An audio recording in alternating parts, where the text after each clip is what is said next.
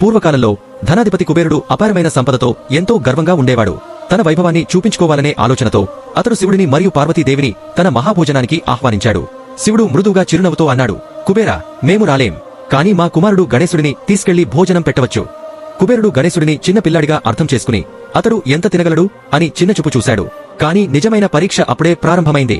అలకాపురికి వచ్చిన గణేశుడు ఆనందంగా భోజనం ప్రారంభించాడు. మొదటి పళ్ళెం, రెండో పళ్ళెం, 10, 50.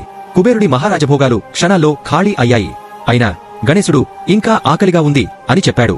అక్కడున్న సంపూర్ణ భోజనాలు అయిపోయిన తర్వాత గణేశుడు పాన్పులను, బంగారు పాత్రలను, ఇల్లు కూడా తినడం ప్రారంభించాడు. కుబేరుడు భయంతో చుట్టూ చూశాడు. అతని అపార సంపద కూడా గణేశుని ఆకలిని తృప్తిపరచలేకపోయింది.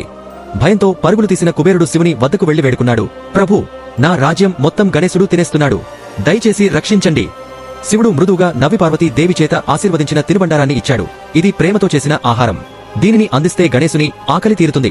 కుబేరుడు వినయంగా అన్నాన్ని గణేశుని సమర్పించాడు. ఆహారం తినగానే గణేశుడు చిరునవ్వుతో అన్నాడు, ఇది ప్రేమతో చేసిన భోజనం, ఇప్పుడు నా ఆకలి తీరింది. కుబేరుడు అర్థం చేసుకున్నాడు, ధనం గర్వం పెంచుతుంది, కాని ప్రేమ, వినయం మాత్రమే నిజమైన సంతృప్తిని ఇస్తాయి. అహంకారం వదిలి ప్రేమతో అందించేదే నిజమైన సంపద.